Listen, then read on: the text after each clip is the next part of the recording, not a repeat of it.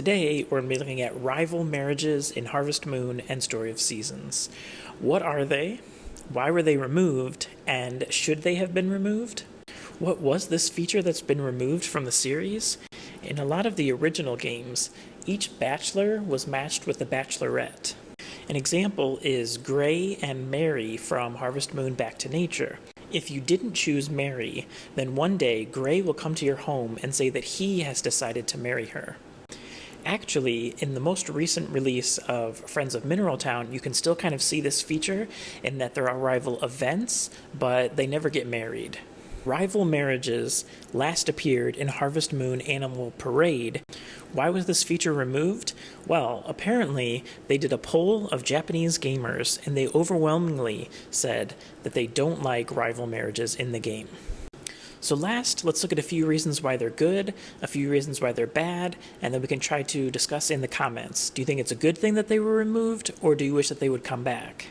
First, let's look at the reasons that they were good. The first thing that's good about it is that it makes it so that you're not the only person in the town who gets married. Like, think about it. Whenever you play most of these farming sims, like, you marry the person that you're going to marry, and then everyone else just remains single forever. So, when you're playing a farming sim, you're those NPCs' one chance at true love. Number two reason that they're good is because it added a bit more pressure to the dating aspect of the game. If there's somebody else who's also competing for the other marriage candidates, then you feel a little bit more pressure to hurry up and get married and to make sure you raise their heart level as soon as you can. Because in some of the games, if you didn't raise their heart level high enough by a certain point, they would just go off and marry somebody else. And the third final reason I'm going to put in the good category is that it opened up the possibilities for more events in the future. Because think about it, if you get married and other people in the town get married as well, then you're both kind of going through that same life phase together. You have a kid, the other married couples have a kid, and then your kids can, interact with each other. But if nobody else gets married, then you're the only one in the town that's moving forward. You're the only one who has a kid. Okay, so we looked at 3 reasons why it's good. Now let's look at 3 reasons why it's bad. The first bad thing, and I think the reason why Japanese gamers didn't like it, is that in the original games, there was always a canon relationship. Like, these two people, they're supposed to be together, and you are kind of just like the home wrecker, Like Mary and Gray, they're supposed to be together. But if you romance one of them, then the other one just stays single forever, and you kind of like broke up their relationship. The second reason why it's bad is that it locks the player character out of being able to marry certain other marriage candidates.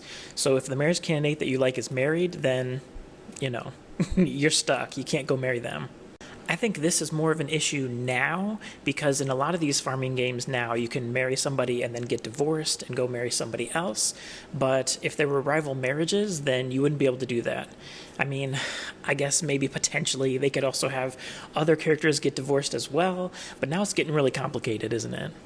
And the last reason why I'm going to say it could be bad is actually the flip side of one of the positives, and that's that it adds that competition factor.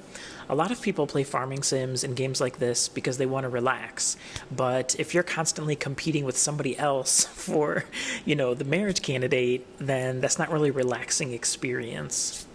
So we looked at 3 reasons for and 3 reasons against.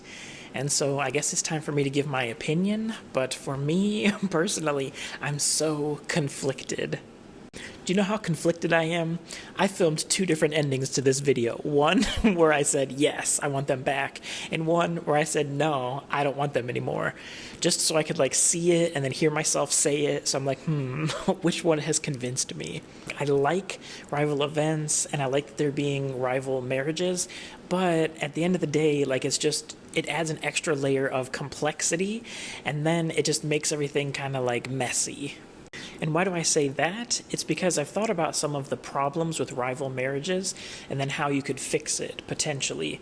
But then, the more I keep thinking about that, the more I'm making this game more and more complicated, and it's for what? For what reason am I making it so much more complicated?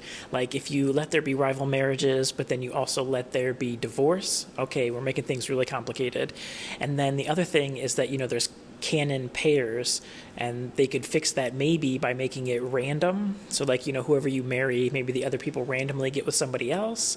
But then again, it's complicated, because what if you're doing a same gender one? Then is it going to be that the marriage candidates, they can all just get with someone regardless of gender? Like, it's a complicated rabbit hole.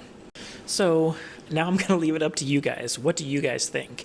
And if you think that rival marriages and rival events should come back, how would you personally implement it? Would you implement it the same exact way that they did in the past? I'm really interested to hear what you guys have to say, so make sure you leave a comment and then like and subscribe. See you guys next time.